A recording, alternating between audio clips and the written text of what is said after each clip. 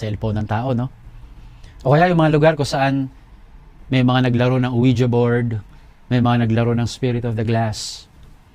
Dili kaya mga lugar kung saan may mga nagpapat session at maya't maya ang paggawa ng mga bagay-bagay na illegal, no? Shashabu, ganyan. They become places of occultism kung saan namumugad ang masamang spirito. Kasi may mga nagagawang hindi maka-Diyos. Kaya kailangan iniingatan din po ang pagpunta sa iba't ibang lugar. Kaya meron ho tayo mga dasal din. Kung halimbawa, ikaw ay pupunta sa isang hotel, no, hindi mo alam kung anong history ng hotel na yon, there are prayers that you can pray before sleeping for the night or two in a certain room or hotel. Okay? Hindi kasi natin alam yung mga history. Okay? Occult places. Next, practices. Pasintabi rin po, no? Nabanggit ko na po ito minsan. Hindi po makakatoliko yung mga ginagawa na pagpapadugo sa mga pundasyon ng tahanan bago ito gawin. Natanong ko po minsan, bakit pa ginagawa yon? Ang sabi po sa akin, ewan ko kung ito nga ang dahilan, na kapag daw kasi meron ng dugo na inialay, wala nang masasaktan sa mga nagtatrabaho doon. Wala nang dugong idadanak pa. Kasi may dugong dumanak na. Wow. Sabi ko, alam niyo, in the Old Testament, blood symbolizes life. At yung blood pact na tinatawag, pagpapalitan ng buhay sa buhay. Pero pag ito ginagawa bilang isang ritual o yung practice na yan sa mga tahanan, then we open the door for the evil spirits to come in. At mula sa araw na yon, bukas na yung lugar dahil sa mga practices na yan. Kaya po, napakahirap na hindi natin alam yung mga makakatolikong pamamaraan. Bakit mo gagawin yon? Ang katoliko merong groundbreaking rites, no? Na bago itayo, merong dasal para ito ay maging safe para sa lahat. Ang hirap kasi lang minsan, yung mga pamamaraan ng Diyos, nakakalungkot, di natin pinagkakatiwalaan. Pero ibang mga kapangyarihan, dito natin minsan isinusugal ang ating buhay. Occult practices. At ito, isa pa. Manda po kayo, ha? Dito magkakagalit-galit tayo. Occult beliefs. Ano yan? Yung mga mahilig sa inyo sa pamahiin, tigil-tigilan nyo na po yan. Superstitions go against the first commandment. Yung mga paniniwala na kailangan gawin mo to para mangyari to. Ganun yan eh. O wag mong gawin to para hindi mangyari yan. Di ba? Dito ko sa atin sa Pilipinas, nako, napakatindi po ng mga pamahiin natin. Lalo't higit pag merong namamatay. Eh ngayon, kabi-kabila ang mga namamatay. Kaya po yung mga pamahiin natin, talagang lagi nating naririnig yan. Mula nung naging pareho ako, sa tuwing ako'y pupunta ng burol, ni minsan wala pa naghatid sa akin sa sasakyan. At sasabihin na, masama daw po na ihatid kayo sa sasakyan. Kaya ginagawa ko, hinihila ko, halika dito, tumigil ka sa pamahiin mo. Walang mangyayari dyan. Tapos di ba meron pa yung bawal ka daw magdala ng pagkain galing sa burol. Eh ako, pag nasarapan ako sa siopaw, kinukuha ko Bakit ba? Isa lang naman. Alam nyo, practical lang naman ho yun na huwag ka magdadala galing sa burol. Kasi marami pang dadating. Yun lang yun. Pero hindi masama. Isipin mo na may mga darating pa. Magdamagan yan Huwag kang mangubos. Huwag gayon. Ha? Ilan po yun. Tapos meron pa ako narinig yung mga sukob-sukob, Ang dalawang magkapatid, hindi pwede ikasal sa iisang buwan. Ay, masama daw yan. Bakit? Actually, hindi ko alam kung bakit, Pero alam nyo ba yung dahilan lang? Kasi sa probinsya, in the olden times, once lang po nangyayari yung harvest. Kaya once lang din nakakapagpakasal yung pamilya. Makakapagpagastos. Kaya sasabihin na, sa susunod na taon ka na lang. Yung pala, taon pala, hindi lang buwan. Hindi pwede kasal ang magkapatid sa iisang taon. Sukob kung tawagin. Totoo ba yon? Hindi totoo yon. Walang ganon. Ha? O balik tayo doon sa mga pamahiin sa patay. Di ba meron kayong ginagawa na Nung minsan kasi may namatay akong kaibigan. So, nung bago siya ilibing, lumapit sa akin yung funeral coordinator. Bumulong. Father, puputulin na ba yung rosary? Sabi ko, ako pa tinanong nito ha. Sabi ko, ba't puputulin? Ganun ho yun para wala nang sumunod. Sabi ko, huwag nyo na putulin. Kasi kahit anong mangyari, may susunod dyan. No? May susunod dyan. Sige, putulin mo ng putulin. Biro mo, 200 years old na kayo lahat, wala pang sumusunod sa inyo. Okay? Baka ikaw na magreklamo na, limutan na tayong kunin. Huwag nyo nang putulin. Ha? Wala naman hong saysay yan Tapos yung mga bata, ilulukso pa rin sa ibabaw.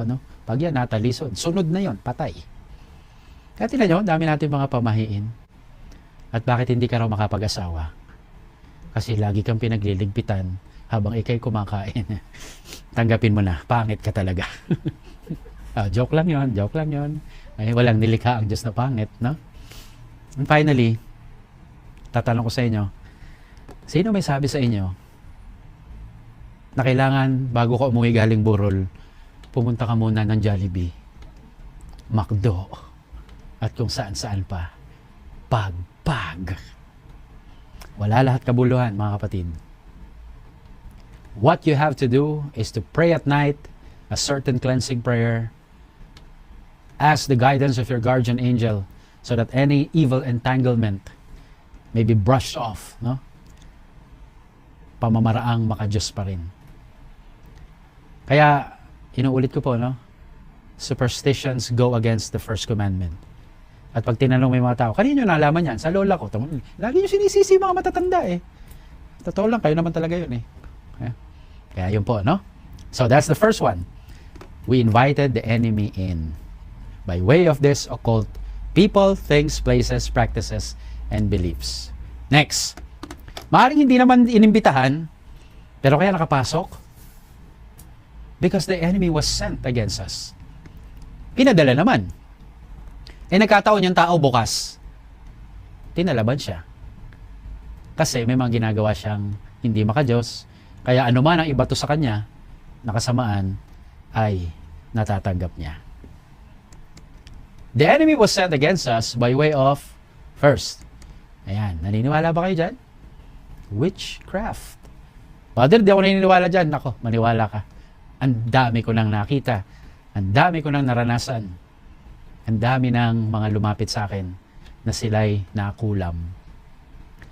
Share ko lang din, minsan may babaeng lumapit sa akin, tumihingi ng tulong. Bakit? Sapagkat sabi niya, feeling niya nakulam daw siya. Sabi ko, sige, tingnan natin. Tinanong ko muna siya, ano bang kulam nyo kaninang tanghali? Hindi ho, ulam ho yun. Ano bang nangyari sa'yo? Sabi niya, Father, kapag ako po ay umiihi, nakikita ko po may mga alupihan po sa ihi ko. O sabi ko, baka naman nasa tubig na yon. Hindi po sa bahay ganun. Sa opisina ganun din. Sa mall ganun din. Nakita ko meron. Talaga? May mga alupihan. Tapos sabi niya, dala ko po nga ho, pinakita pa sa akin. Sabi ko, yun, ibitago mo na yan. Okay? And so I prayed over her. At nag-deliverance prayer po kami. Pinakumpisal din. At meron po akong mga kasama doon na at least nagiging assistant ko po kapag may mga ganitong uri. No? You know, my dear friends, while I was praying over her, kitang-kita ng mga nakapaligid doon, isa-isang naglalabasan yung mga kuto niya sa ulo at gumagapang. No?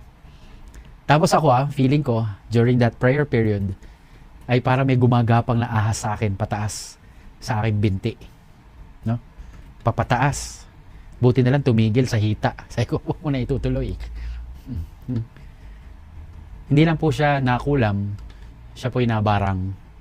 Yun po nagpapadala ng mga insekto dahil meron pala siyang nakaaway, may nainggit sa kanya, at may nakagalit.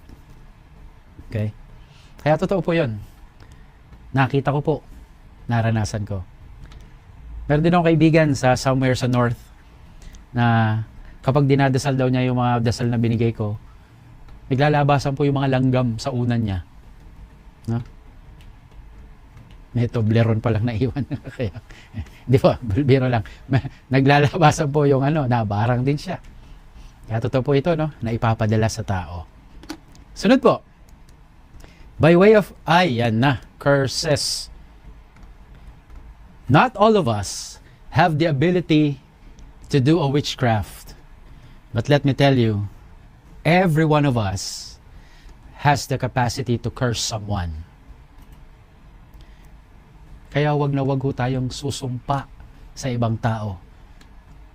It's as good as sending the devil to them para sila'y masira ang buwan. At alam niyo po, sabi po ni Father Gabriel Amorth, yung pong Vatican exorcist, no, na yumaon na rin po siya. Sabi niya, curses become double, faster, and tougher, and worse when they are done between family members. Ayan. Halimbawa, yung tatay sinumpa yung anak sinumpa yung mga magulang o yung kapatid. Kaya please lang po, not to a family member or not to anyone. Because once we have cast the curse, no, mahirap pong bawiin. Kaya tingnan po, ingat-ingat po. Yung ating mga sinasabi niya, matay ka na sana. Sama po yan. Hindi pong sasabihin yun. Sinusumpa ko, mangyayari sa ito. No, don't do that. Kasi matindi ho ang curse. Nag-aabang lang ang demonyo kung kailan siya ipadadala. Kaya mga magulang, no? Kapag nagagalit kayo sa anak ninyo, hinay-hinay lang. Huwag nyo silang isusumpa na pinapangako ko at sinusumpa ko. Makakapangasawa ka na mabaho hininga. Uy, check mo, baka nagkatotoo. Okay? Kaya huwag pong ganon. We send the devil by way of curses too. Next. Alam niyo po ito? Evil eye? Okay. Kung hindi niyo pa po alam ang evil eye, Tagalogin po natin. Baka dito makarelate kayo. Usog. Sa ibang term, balis daw. Usog. Yung pag masikip na sa upuan, usog. Hindi po, usog. Pagbati, di ba? Kaya nga may mga ginagawa, pero usog. Siguro kung tatanungin ko kayo, kung isang tao na usog, o evil eye, natitigan, sumakit ang tiyan, kahit hindi ko kayo naririnig, ano sagot ninyo? Ano ang gamot dito? Alam ko, marami nag-isip dyan, laway. Hindi yun. Hindi yan ang gamot dyan. Okay? Huwag niyong labanan ang isang kasamaan sa isa pang hindi makadiyos na pamamaraan. Usually, what we suggest is the exercise blessed oil, which you will know on the last episode or part, no? Kaya evil eye po ay pwede rin maipadala sa isang tao. Totoo po yan. Nangyayari yan. Lalo tigit kung ang tao ay bukas na bukas sa anumang entanglement at affliction. Kaya ingat din po, no? May mga tao po may ganyan, usog. And isa pa po, although these are just some, no? Yung mga evil spells po na tinatawag. Yung bang may papakain, tapos maya-maya may gusto na rin sa tao nagpakain. Alam niyo ang tawag doon, ano? Ano tawag doon? Gayuma. Sakit yan sa mga matatanda, sa tuhod. Gayuma. Ay, rayuma pala yun, no? Pero yung gayuma, may mga taong kayang gumawa niyan. Binubulungan. O kaya, hihingi ng kapirasong bahagi ng katawan na, halimbawa, yung buhok, o damit, o picture. Tapos, may gagawin yung tao. May mga evil spell na babasahin, mga orations, and then may nangyayari na rin sa tao. No? It's just part of witchcraft. But evil spells are also true. No? They happen. Okay? So the enemy was sent against us. Kaya ako nakapasok. Yung una, we invited the enemy in. Kaya nandun siya. Okay? So ito po yung hindi lahat, pero ito po yung ilan sa mga madalas na nangyayari. Ito po yung madalas na nakakasakit sa tao at madalas na nangyayari. Inimbitahan o kaya ipinadala. Meron pa po. Ito medyo malalim-lalim na eh. Bakit nakapasok o bakit siya ay tila baga manhid na sa lahat? Sapagkat may mga taong siya na rin ang naghahanap. We sought and joined the enemy already. No? Nabasa ko nga minsan sa isang kwento ni Father Amort na meron daw siyang nakita na isang tao na, oh, baka ikay kailangan mo ng tulong na exorcism because may mga ginawa ka palang hindi maganda, nag-Ouija board ka pala, ganyan. Tapos sabi ng tao, well, okay lang. Okay lang sa akin to. No, pero baka ang diablo ay masaktan ka at magawan ka ng iba't ibang bagay na hindi tama. Well, I don't care. Okay na lang sa akin yun. Pinabayaan na lang niya. Kasi nag-decide na rin na siya magiging laban sa Diyos. No? So how? We sought and joined the enemy through yung tinatawag pong, nabanggit ko na nga yan, subjugation. Pinili na niya na mapasailalim ng masamang spirito. Yung mga nagba-blood pact, yung merong mga taong sinasanla na ang kaluluwa at hindi na tinutubos. I would rather join the devil kaysa sa mahirapan pa ako sa mundong ito. No? So mga ganong uri ng mga prinsipyo, ganong uri ng mga kaisipan. Kaya po may mga satanista, no? Kaya po may mga tao na miyembro ng Satanic Church, maybe the atheists, okay? I don't know, no? Wala naman silang pinaniniwalaan eh. Wala silang Diyos, wala rin Diablo. Kaya maybe, so okay nang bahala. And of course, yung sinful way of life. Okay? Sinful way of life. Yung manhid na sa paggawa ng masama. Hindi na nangangailangan ng tulong. Hindi na nangangailangan ng kapatawaran ng Diyos sapagkat wala siyang maisip na nagawa niyang masama. Sinful way of life. No? Kaya po, pag-ingatan. Ito po yung mga mabibigat na mga nangyayari din sa mga tao. Kaya ho, ang kalaban ay nakakapasok. Okay? So, kung ating mo titingnan at sa inyong pakikinig, ito po yung mga pagkakataon at mga dahilan kung bakit nakapapasok na ang kalaban. Kaya po sa puntong ito, nais ko naman hong pagnilayan natin. Ibabahagi ko rin po, ano ba yung mga palatandaan ng gawa ng Diablo sa isang pamilya, samahan, parokya, komunidad, pagkakaibigan. May mga palatandaan nga kung paano ang Diablo ay nariyan na. Kasi pwede naman sabihin sa akin, Father, doon sa mga naunang yon, wala naman kaming nararamdaman doon eh. Doon sa mga naunang yon, wala naman kaming occultism. Okay, good. Good and fine, no? At wala po kami tatandaan na pinadala sa amin. Sapagkat kami naman po ay religious. We only stick to Catholic practices, beliefs. Palasimba naman kami. At syempre, lalo tigit, Father, hindi naman kami subjugated sa Diablo. And whenever we sin, we go to confession. Well, that is a good thing. Kaya lang mga kapatid, mag-ingat din po tayo. Bakit? Kasi may mga palatandaan din na baka hindi natin nakikita, hindi natin nararamdaman, ay ito rin pala ay tanda na ang Diablo ay nakapasok na. Okay? So I hope you'll be ready for this. No? Tingnan natin ang ating mga nangyayari sa buhay, sa samahan, relasyon, pamilya, parokya, mga ministries sa church, sa opisina. Okay. Una, ang palatandaan po na nakapasok din ang kalaban ay kapag merong hiwalayan, division. May mga nagkakagalit-galit na. Well, nakaligtas ka nga rin sa mga una ko sinabi, pero marami ka palang kagalit sa opisina. Marami nang hindi nagkakasama-sama. Ayaw na nilang kasama yung dati nilang kaibigan. Kumalas na sa grupo sapagkat hindi na magkaunawaan. Kaya lagi niyong tatandaan, ano? God wants to gather us, but the devil wants to scatter us. Yun ang mahalagang punto. Kaya tatandaan niyo po, no? Nung nakita ni Kristo yung libo-libong katao at sabi ng isa sa mga apostol, Panginoon, pauwi na natin sila. Kasi magugutom lang sila dyan. Wala naman tayo papakain sa kanila.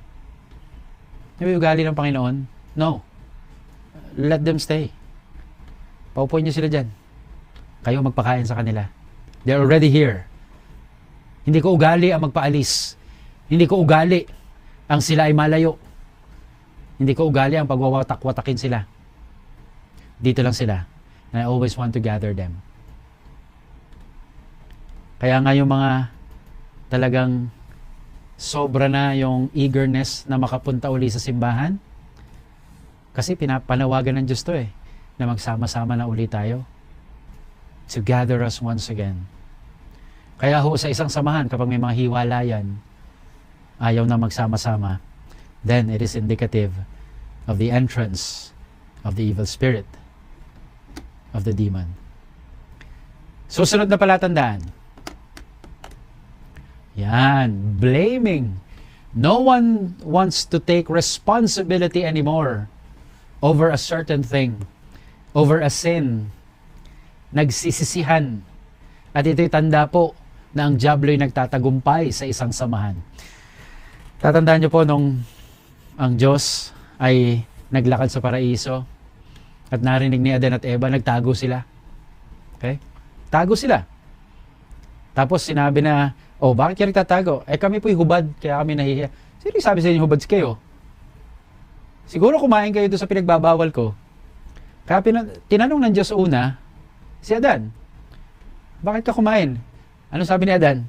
Binigyan ako ng babaeng, yung babaeng yun Yung babaeng binigay mo sa akin. Okay? Nung tinanong si Eva, bakit mo naman binigay? Yung diablo Tinukso ko. No one wants to take responsibility. That's what the devil wants. That we don't take responsibility for something that we have done. Kung hindi mo naman talaga ginawa, okay. Pero kung ikaw ang may sala, the devil doesn't want you to take responsibility. Kasi inaalis ka rin sa katotohanan Okay? Kaya po, yan ang isa palang tandaan, no? Wala nang gustong umamin. Mesisihan. Blaming. Next. Kailangan pa bang sabihin yan? Kailangan pa bang i-memorize yan? When there is murder, kapag may pagkitil na ng buhay, pag may karahasan, when there is violence, kapag may mga sinasaktan, kapag may dugong dumadanak. Yan po ang ilan sa mga palatandaan na nagtatagumpay ang diablo. Well, if it is a self-defense, according to the catechism, it's okay. Okay yan. You don't take responsibility, no? Self-defense, no? Pero pag ito ay tahasa na, hurting someone, no? Doing physical harm to somebody, then it becomes an indication that the devil has sneaked into the camp. Pag meron ng violence, battering, kung mamalo ang tindi na ng latay sa bata, mga ganyan ang uri ng mga nangyayari sa tahanan, kaya sa isang samahan, sa isang lipunan, kapag may karahasan, nakakapasok ang kalaban. Isa pa, kasinungalinga. Bumaba lang po Pero kasinungalingan. Medyo na ano po lang, no? Nabitin lang yung N. Okay? Kapag meron ng kasinungalingan, there are lies. Okay? Kapag may mga ayaw na magsabi ng totoo. Remember, the devil is the father of lies. And when there is lying, there is pride. Pride is the favorite sin of the devil. Kayabangan. Kaya nga po, maganda na mapaalalahanan tayo, no? Humility is truth. Okay? Ang kababaang loob ay katotohanan. Subalit ang kayabangan ay kasinungalingan. Kaya kapag meron ng mga nagsisinungaling, meron ng mga inililigaw ang tao sa tama, okay? At nalululong na sa mga kasinungalingan, then it's an indication that the devil is already in. Okay? Kaya po, mahalaga na pag-ingatan din po natin At syempre, finally, kapag mayroong pagsuway, there's already disobedience. Kapag ang mga tao ayaw ng sumunod, kapag ang isang anak ayaw ng sumunod sa magulang, kapag ang isang pare ayaw na sumunod sa obispo na kanyang ipinangako nung siya inordinan, kapag may mga tao na gumagawa na ng iba't ibang katuwiran para hindi makasunod, para hindi makatalima, yan po ay isa sa mga indikasyon na ang diablo ay nakapasok. Kaya kung tinan nyo nangyari sa paraiso sa ating mga unang mga magulang, they disobeyed God. That's why they were driven out of paradise. Kaya gusto ko, tingnan nyo po itong mga palatandaan na ito ng gawa ng diablo, no? Maaaring sa mga una ko sinabi, hindi kayo convinced na, okay ako dyan, wala ako dyan. Pero hindi natin nalalaman. Sabi nga, the bread and butter of the devil, temptation, well, kadalasan ito ang mga nagiging bunga. Dahil sa ating pagtalima, hindi sa Diyos, kundi sa kalaban. Kaya po, balikan nyo po ito, no? Division, blaming, violence, lies, and disobedience. Kaya ngayon po ay sagutin natin yung katanungan. Who are our comrades fighting with and for us? Mahalaga po malaman natin, makilala din natin. At yun lang pong kaisipan na, uy, may kakampi pala ako. So bukod sa aking pananampalataya, kaya hindi ako natatakot dahil alam kong nandyan ang Diyos, meron ding iba na nakikipaglaban kasama natin at para sa atin. Kaya ito po, no? Tingnan nyo po mabuti, kung kaya nyo pong picturean yung screen ninyo, kaya nyo isulat, ay para matandaan ninyo, gawin nyo po nang sa gayon ay hindi nyo malimutan kung sino ang pwede nating mga takbuhan. So, this is a spiritual warfare. Gera ng kaluluwa, no? Spiritual na laban. Kaya po, sa labang ito, dahil lahat tayo, sa ayaw natin at sa gusto, ay nakikipaglaban. First, we always have to look at our commander. At ito'y wala iba, syempre, kundi ang Panginoong Jesus. Our commander. The name of Jesus, the name above every other name. That great name of Jesus Christ is the most powerful name of all. Kaya minsan, pinapayo ko rin sa aking mga, tawagin natin pasyente, no, na pumupunta sa akin, you have to say the name of Jesus. Kailangan sanayin mo sarili mo na tinatawag mo ang pangalang Jesus. Alam nyo, it's the year of Saint Joseph. At sabi nga natin, di ba, walang nakasulat na sinabi si San Jose sa banal na kasulatan. But in one part of the gospel, sinabi po doon, di ba, na yung pangalan na ibinigay ay yung sinabi ng anghel. So most probably, baka yung sinambit ni San Jose, at palagay ko, at naniniwala ko, sinabi ni San Jose ang pangalang Jesus. Sapagkat kailangan mo sabihin yun. No? Nung pagbibigay ng pangalan ni Jesus, Jesus, the name given by the angel. Marami na rin po akong mga karanasan at sinasabi rin po sa akin ng karanasan ng ibang tao na kapag sinasabi nila ng paulit-ulit ang pangalan ni Jesus, nawawala po yung takot nila. You know, my dear friends, mas gusto ni Kristo o mas sabik si Kristo na tulungan tayo kesa sa tayo na humingi ng tulong sa Kanya. No? He is more than willing to help us than we are to ask for His help. Ganon tayo kamahal ng ating commander, no? Kaya ang pangalan na ito ang pinaka makapangyarihang pangalan sa lahat. So remember that. Whenever you are afraid, you try Jesus, Jesus, Jesus. In the name of Jesus, I cast you out, Satan. In the name of Jesus, I cast you out, Lucifer. In the name of Jesus, I cast you out, Asmodeus, Belial, Beelzebul. Kaya yan po ang sanayin din natin sa ating sarili. Tawagin ang pangalan ni Jesus. Next, of course, our comrades. You make a list. Okay. Alam niyo po, mula po nung nag-exorcist ako and until today, nananalangin ako na matupad ko yung aking pangako na na hinding-hindi ako ulit lalaban sa Diablo nang wala ang babaeng ito. Never again will I fight the devil without this woman, without this powerful woman. At alam ko po, marami sa atin na may devotion sa kanya, no? Our Blessed Mother Mary. Marami po mga kapatid na exorcist na nakakausap din, ano? And nagkakaisa po kami na the devil really trembles kapag dinadasal po yung Hail Mary, no? Hail Holy Queen, o August Queen of Angels. Marian prayers make the devil tremble.